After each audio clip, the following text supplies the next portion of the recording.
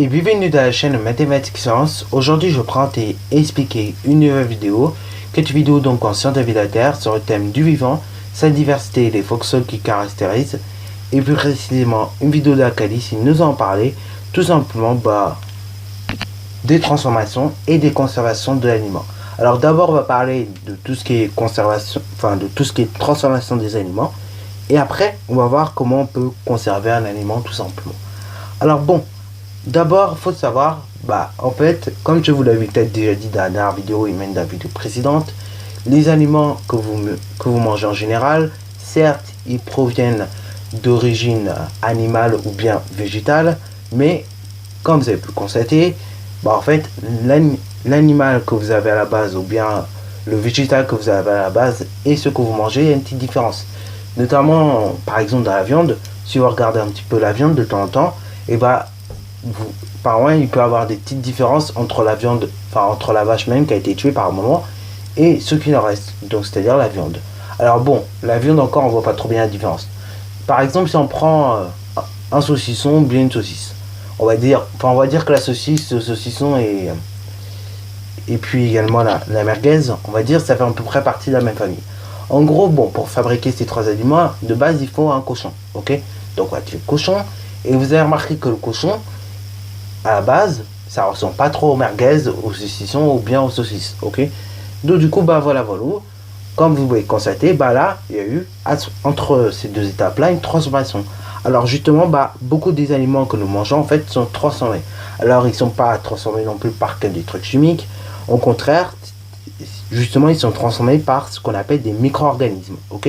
Oui, justement, nos aliments que nous mangeons, en fait, sont le résultat de la transformation du matière première, tel qu'un cochon, tel qu'une vache, tel qu'un poisson, tel qu'une poule, mais sous l'effet de micro-organismes. Cette action de micro-organismes, d'ailleurs, va donner des aliments au goût varié, et puis également aux formes pas assez bizarres, mais avec des formes modifiées, ok?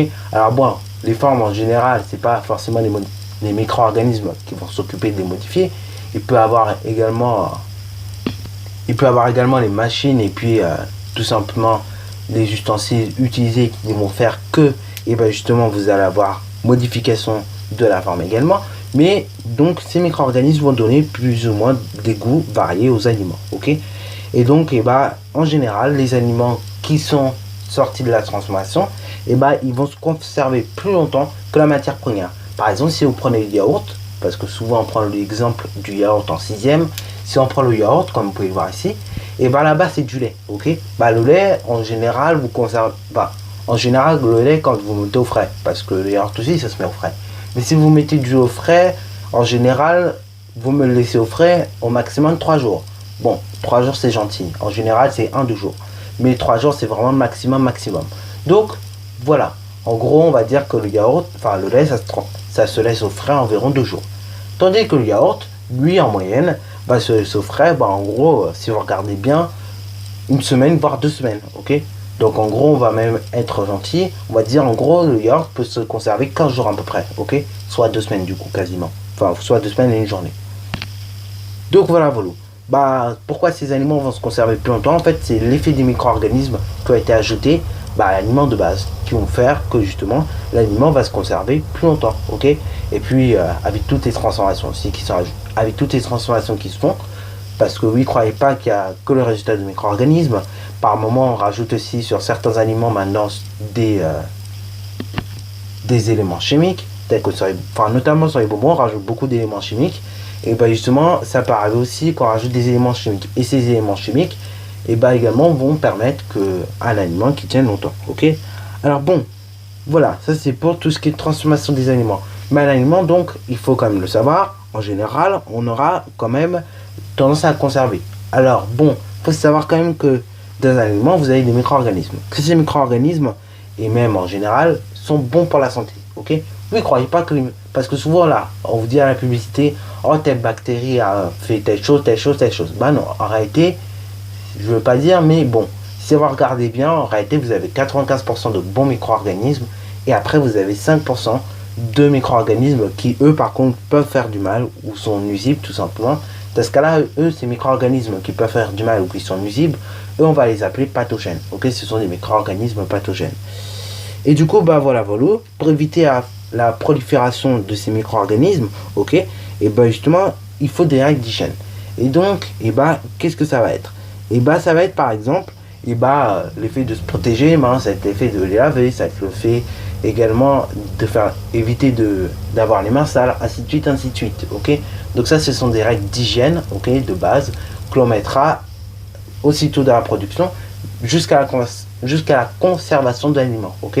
C'est-à-dire quand même vous faites la cuisine, vous remarquez que on se lave les mains, ok, pour marquer que même si l'aliment il est pas bon, après on essaie de se laver les mains. Bref, on a tout le temps le réflexe de se laver les mains quand on manipule quelque chose, parce que ça c'est un geste de base. Parce qu'en fait la main, je sais pas si vous vous rendez compte, mais la main, vous touchez les portes avec, vous touchez les fenêtres, vous touchez tout avec la main.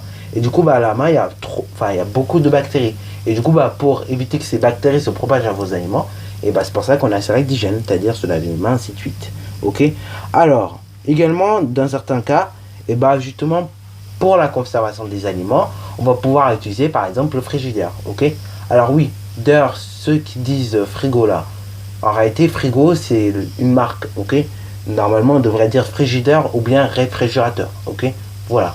Donc c'est juste pour info, voilà, pour ceux qui le disent, parce que faut le savoir. C'est comme Nesquik aussi, ceux qui disent je vais boire du lait avec du Nesquik, à la base normalement, il faut bien vous rendre compte, à la base on dit pas Nesquik, on devrait dire tout simplement chocolat chaud, du chocolat, ok. Après oui, quand on chauffe, ça donne du chocolat chaud, ça dépend des cas. Par exemple, oui, il y a des cas, peut-être pas de Nesquik, mais il y a des cas, par exemple, vous achetez du chocolat au centre commercial, donc du chocolat en poudre, et après vous mettez et puis ça fait du chocolat chaud, ok. Alors dans le cas des Nesquik, non, ça fait pas du chocolat chaud, mais du coup voilà, dans le cas des Nesquik c'est pareil, non, c'est chocolat en poudre, ok. Voilà, alors pourquoi on a tendance à dire Nesquik ou bien frigo, parce qu'en réalité ces marques ont tellement, percé, si on peut dire ça comme ça, que du coup voilà, elles se sont fait connaître un peu partout dans le monde, et du coup malheureusement il y a des gens, vous savez, ils mélangent, et du coup voilà, c'est pour ça que on appelle ça par exemple le réfrigérateur, un frigo. Et c'est pour ça que par exemple aussi, dans le cas des chocolats en poudre, on appelle ça Nesquik. Alors aussi vous avez le cas aussi des mouchoirs, là les mouchoirs pareil, on appelle ça aussi des Kleenex. Là Kleenex c'est une marque, ok. Alors bon, ça, je vous assure, le délire du Kleenex, je vais tout de suite les marques, j'ai arrêté d'appeler ça des Kleenex, j'appelle ça des papiers mouchoirs. Voilà, après bon, Nesquik, c'est vrai que ça reste un peu dans la tête, mais je sais quand même que ça veut dire chocolat chaud, donc chocolat en poudre. Et après pour le délire du réfrigérateur, c'est vrai que c'est un peu long de dire réfrigérateur, c'est pour ça donc on dit frigo. Alors du coup voilà, dans certains cas, justement on va utiliser un réfrigérateur. Ce réfrigérateur va permettre en fait tout simplement de détruire certains micro-organismes ou au contraire de les refroidir, ok. Alors bon, soit on va les détruire, donc là c'est dans le cas du chauffage, donc là on peut carrément les laisser au chaud, ou bien on va les refroidir. Donc par exemple ça va être le cas du réfrigérateur ou bien du congélateur, ok. Il va avoir tendance à refroidir l'aliment. Par exemple un yaourt, pour reprendre votre l'exemple du yaourt.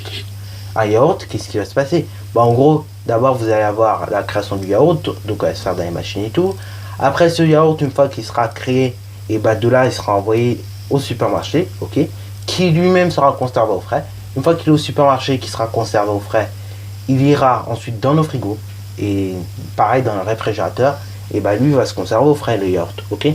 Alors pourquoi conserver les yaourts au frais? Ça permet de limiter la prolifération de certains micro-organismes qui peuvent être pathogènes pour notre organisme, tout simplement. Voilà.